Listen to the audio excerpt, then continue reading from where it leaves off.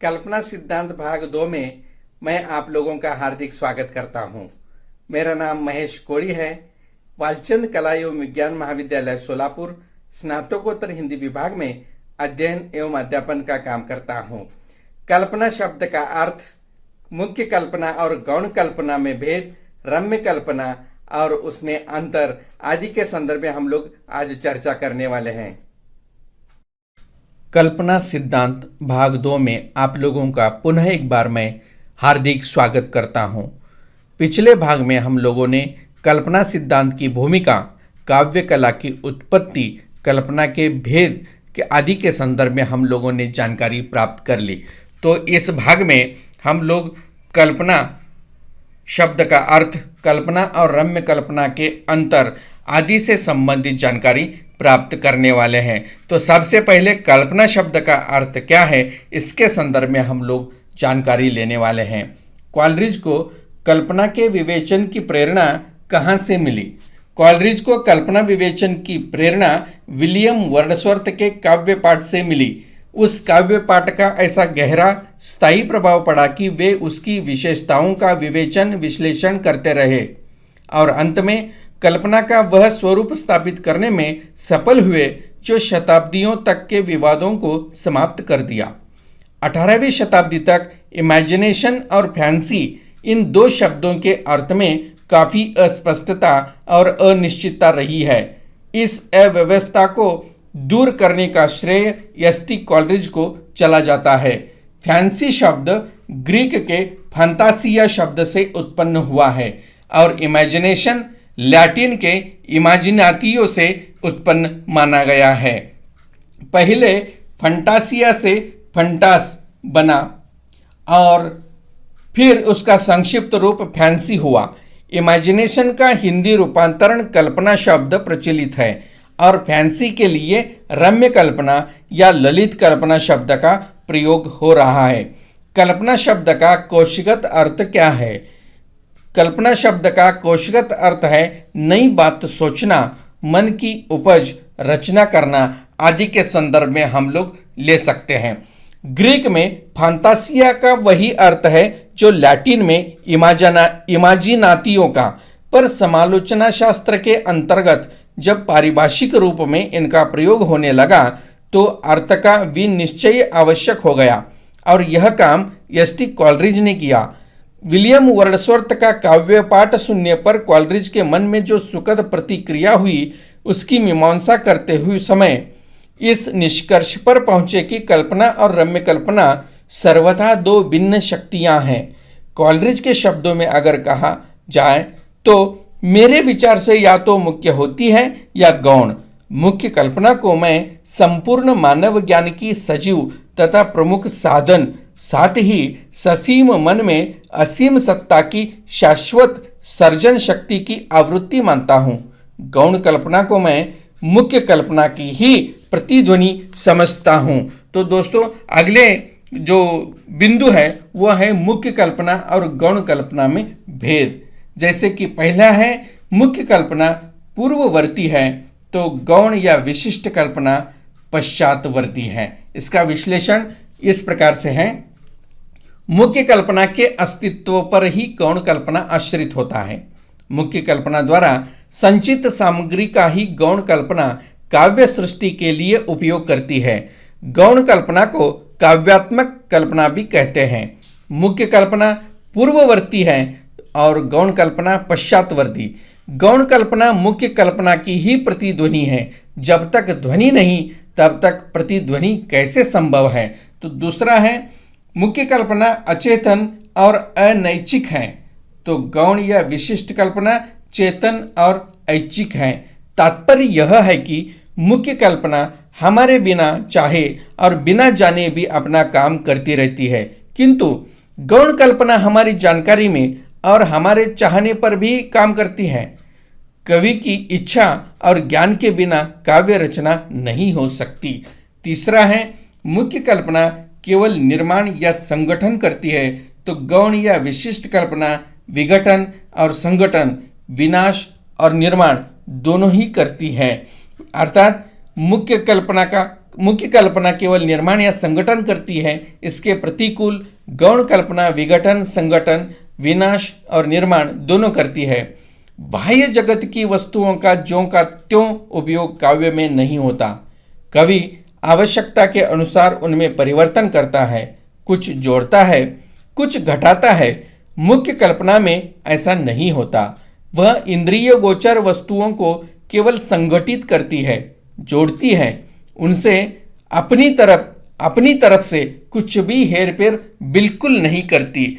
तो दोस्तों, मुख्य कल्पना और गौण कल्पना में इस प्रकार के भेद हो सकते हैं। तो आगे चलकर रम्य कल्पना के संदर्भ में हम लोग जानकारी लेने वाले हैं, क्योंकि कल्पना और रम्य कल्पना में भेद या अंतर को देखने के लिए रम्य कल्पना को देखना आवश्यक है। रम्य कल्पना देश काल के बंधन से मुक्त एक प्रकार की स्मृति मात्र होता है। रम्य कल्पना को कॉलरिज स्मृति का प्रतिरूप मानते हैं, पर सामान्य स्मृति और रम्य कल्पना दोनों में भेद यह है कि जहां स्मृति देशकाल के बंधन में रहता है, वहां पर रम्य कल्पना देशकाल के बंधन से मुक्त रहता है। मान लीजिए कि कवि ने कहीं कोई दृश्य देख लिया हो तो उसके मन पर अंकित हो गया हो। उस दृश्य की स्मृति एक विशेष देश, स्थान, काल आदि से संबंधित होता है। कुछ समय के बाद, अवधि वर्षों की भी हो सकती है, कोई कविता रचते समय वह दृश्य उसके मानस पटल पर एकाएक उभर कर आता है और उसे बिंब के रूप में प्रयोग करता है, तो उस समय वह स्मृति देशकाल के बंधन से मुक्त हो जाता है। वह दृश्य कहाँ का है, कब का है, यह प्रश्न नितांत गौण बन जाता है। मुख्य होता है उसका एक नवीन बिंब के रूप में प्रयोग, जो कथन में चमत्कार लाता है। वह इच्छा शक्ति से संचालित एवं रूपांतरित होती है।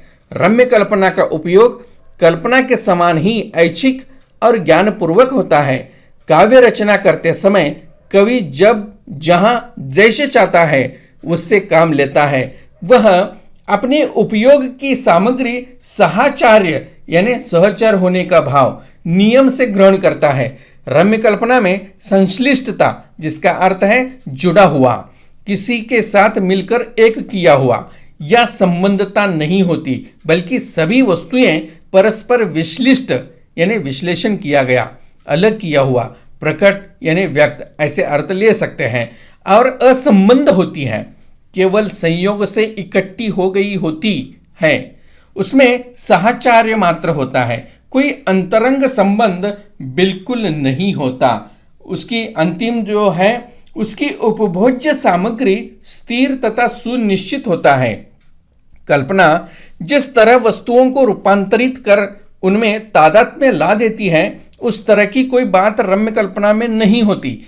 उसकी आधारभूत वस्तुएं स्थिर और सुनिश्चित होती हैं। वे परस्पर इकट्ठी भी होती हैं, तो उनमें कोई परिवर्तन नहीं होता। उनकी आकृति प्रकृति पूर्ववत बना रहता है। इसीलिए एस.टी. कॉलरिज इसे ही योजक शक्ति कहते हैं। इन सभी विश्लेषणों से रम्य कल्पना और उनकी विशेषता प्रकट हो जाती है। अब हम लोग दोस्तों रम्य कल्पना और कल्पना में भेद या अंतर को देखने वाले हैं। तो सबसे पहले कल्पना के संदर्भ में देखेंगे। कल्पना उन्हें विगलित कर बिल्कुल नए रूप में ढाल देती है, पूर्णतः रूपांतरित कर देती है। तो रम्य कल्पना बिंबों को केवल पास पास रख देती है, उनमें कोई परिवर्तन नहीं करती। तो इसका विश्लेषण इस तरह से दिया जा सकता है। मुख्य कल्पना और गौण कल्पना का अंतर गुणात्मक नहीं, केवल मात्रात्मक है, और भेद तो उनकी कार्य पद्धति में है। इसके विपरीत कल्पना और रम्य कल्पना का अंतर मात्रात्मक ही नहीं, गुणात्मक में भी है। रम्य कल्पना बिंबों को केवल पास पास रख देती है, उनमें कोई परिवर्तन नहीं करती, किंतु कल्पना उन्हें विगलित कर बिल्कुल नए रूप में ढाल देती है, पूर्णतः रूपांतरित कर देती है। तो दूसरा है कल्पना बिंबों में आंतरिक सामंजस्य स्थापित करता है, तो रम्य कल्पना केवल स्थिर और निश्चित वस्तुओं तथा विचारों को काम में लाती है। तो इसका विश्लेषण इस प्रकार से दिया जा सकता है। कल्पना भावोद्दीपन को केंद्र में रखकर बिंबों में आंतरिक सामंजस्य स्थापित करता है, उनमें एक रूपता लाता है, किंतु रम्य कल्पना केवल स्थिर और निश्चित वस्तुओं तथा विचारों को काम में लाती है और साहचर्य के नियम के अनुसार उन्हें केवल एकत्रित कर देती है।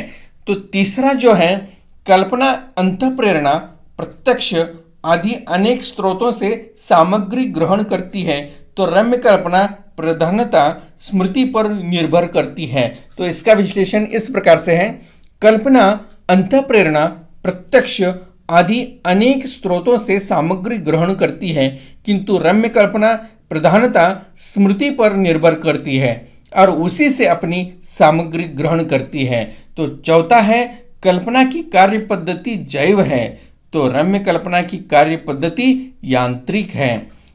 तो उसमें कल्पना की कार्य पद्धति जो जैव है अतः उसमें जीवंतता और पूर्णता होती है, किंतु रम्य कल्पना की कार्य पद्धति यांत्रिक है अतः वह निर्जीव और असंयत है।